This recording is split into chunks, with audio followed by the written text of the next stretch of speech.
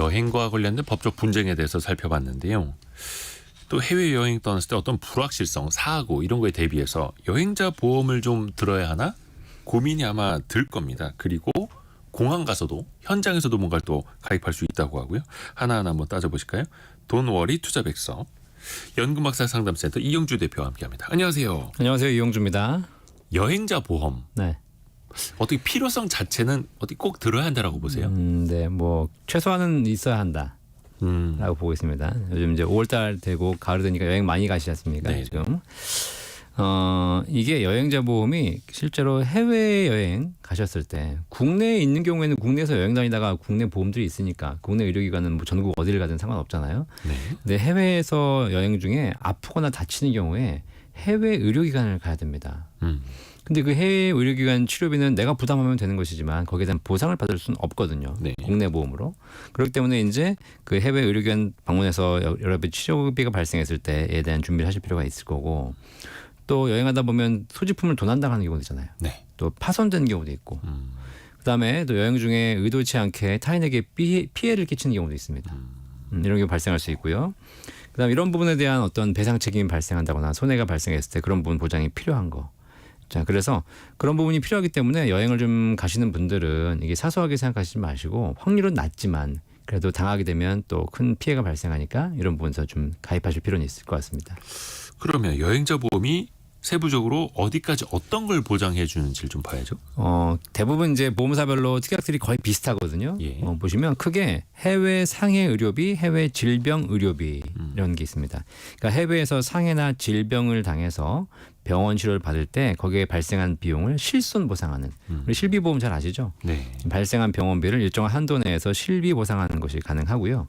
그다음에 타인 배상 책임 특약이라 그래서 타인의 신체나 물건에 손해를 입힌 경우에 배상 책임이 발생할 수 있는데 일정한 한도 내에서 보상이 가능하고 휴대품을 파손되거나 혹은 도난했을 때 이럴 경우에 보상받을 수 있거든요. 네. 예를 들면 뭐 보상 품목 같은 경우에는 뭐 휴대전화, 그다음에 노트북, 카메라, 뭐 선글라스 이런 것들을 도난 당했을 때 일정한 금액을 보상해 주는 게 있습니다. 그런데 이제 이런 경우에 분실은 안 되고요. 네. 파손, 도난 이런 경우에 해당되는 것이고요. 또 특이한 게 뭐냐면 중대사고 구조 송환 비용이라고 있습니다. 네. 사고를 당했으면 내가 움직일 수 없으니까 송환되지 않습니까? 국내에 네네. 그런 비용이 많이 드는데 그런 비용도 보장받을 수가 있고 여권 분실했을 때 재발급 비용 또 항공기나 이런 분이 지연이 돼가지고 수화물도 늦게 받는 경우 있지 않습니까? 이런 거 그다음에 식중독 보상금 뭐 전염병 치료비 그다음에 여행 중에 내 집에 도둑이 들어가지고 자택 도난이 발생하는 경우도 있잖아요. 이런 것까지 다양한 이제 특약들이 있기 때문에 본인이 선택해서 가입하실 수가 있습니다. 예를 들어서 한 달 동안 여행을 갔는데 그 집 비운 사이에 집에 도둑이 들었다. 이런 네. 것도 손해배상을 하는 특약이 있다고요? 그렇죠. 그리고 또 얼마 전에 그 유튜브에서 봤는데 큰 사고가 나서 정말 비행기에서 그 들것으로 네. 한국으로 이렇게 들어오신 분 계시는데 정말 비용이 많이 들었다 하더라고요. 맞습니다. 네. 이런 것도 예방할 수 있다. 근데 앞부분에 얘기해 주신 것 중에 휴대전화 파손이나 도난은 보상을 해주는데 네. 그냥 잃어버린 거 네. 분실은 보상을 안 해준다. 그렇죠. 이게 보상이 안 되는 경우를 좀 따져봐야겠네요. 일단 분실 같은 경우에는 진짜 분실한 건지 의도적으로 그냥 없애버린 건지 그럴 수 있잖아요. 역선택이라고 하거든요. 이게 네네. 보상을 받으려고 내가 의도적으로 그렇게 하는 경우가 있기 때문에 따로 파손이나 도난 같은 경우에는 보상이 되지만 분실은 보상하지 않고요. 근데 이거를 그냥 분실해놓고 도난당했다라고 신고할 수도 있잖아요. 네, 뭐 이따 얘기해드리겠지만 당한 경우에는 해당하는 서류를 또 제출해야 됩니다. 현지 뭐 경찰서에서 뭘 그렇죠. 받아와야 된다든지. 네네.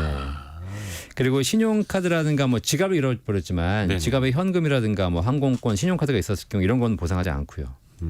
물품 중심으로 보상하고 있는 것이고 그다음에 이제 해외 여행 중에서 사고나 이런 건 당할 수 있는데 위험한 취미 있지 않습니까? 뭐 스쿠버 다이빙, 스카이 다이빙, 뭐 오토바이 타는 거 이런 것들은 보상하지 않기 때문에 이런 부분들 참고해 보셔서 좀 하시는 게 좋을 것 같습니다. 또 중요한 거. 그 여행자 보험 때 내야 하는 보험료와 받을 수 있는 보험금을 네. 좀 살펴봐야죠. 보험료는 일반적으로 이제 여러 가지 차이점들이 있는데요. 보통 그냥 패키지로 가입하시는 거거든요. 뭐 1형, 2형, 3형. 뭐 기본형, 표준형, 고급형 이렇게 좀 단계가 나눠져 있습니다. 네. 자, 근데 급이 올라가면 올라갈수록 보장 금액은 커지고 대신 보험료는 비싸지거든요. 네. 실제로 이제 보장 금액을 보시면 해외 의료비가 최소 한 1,000만 원에서 5천만 원까지 한도 내로 보상받을 수 있어서 제일 고급형 비싼 걸 드시면 5천만 원까지 한도 내에서 보상받을 수 있고요. 이것도 실손으로. 실손으로 휴대폰 손해도 최저 50만 원부터 한 200만 원까지 보상받을 수 있고요. 그다음에 배상 책임도 최대한 5천만 원까지 한도 보상받을 수 있고 기타 일반적인 보상들은 대부분 다 뭐 20만 원 해준다거나 뭐 30만 원 해준다거나 이런 보장인데 그냥 뭐 내가 한 4박 5일 여행 간다. 라고 했을 때 가장 일반적인 표준형으로 했을 경우에는 보험료가 한 3만 원 정도면 그렇게 비싸지 않게 2만 원, 3만 원 정도면 충분히 가능하고 특히 젊은 친구들 같은 경우에 보험료 더 쌉니다. 그럼 1만 원, 2만 원도 가능하죠. 기본형, 표준형, 고급형. 네, 당연히 보험료도 달라지고 보장 범위도 달라지겠죠. 그렇죠. 이걸 어떤 기준으로 어떻게 선택을 하는 게 좋을까요? 뭐 특별한 위험이 없으시다면 그냥 중간급의 표준형 정도 하시는 것이 가장 그냥 합리적이라고 보여지고요. 네. 특히 이제 보험료가 좀 비싸다고 생각하시는 분들은 보험료를 줄이는 방법이 있는데 이게 뭐냐면 그 특약 중에서 네. 해외 실손 의료비라고 해가지고 해외에서 발생한 치료비를 받을 수 있는 특약은 반드시 넣으셔야 되는 것이고 다만 그 특약 중에서 국내 의료비가 포함되는 경우가 있습니다. 국내 의료비요? 네, 그러니까 해외에서 발생했는데 국내 의료 발생한 국내에서 이제 나중에 치료받을 때 그걸 보상해 주는 거거든요. 해외에서 다친 게 있는데 국내에 네. 들어와서도 계속 치료를 받아야 한다면. 네. 근데 국내 실비 보험이 있으신 분들이 계시잖아요. 그렇죠. 대부분 가입하고 계시죠. 이런 분들은 이걸 중복 가입하실 필요가 없습니다. 그래서 본인이 이런 거 국내 실손이 빼시고 있는가? 그다음에 보장 금액이 뭐 10만 원, 20만 원 단위의 낮은 보상들이 있습니다. 예. 뭐 그거 보상 받으면 좋겠지만 그것 때문에 내가 이 보험을 드는 건 아니니까 그런 것 좀 제외하시고요. 그다음에 뭐 입원 일당 보장이 좀 비싸거든요. 이런 것만 좀 조절하시면 보험료를 조금 줄이실 수 있습니다.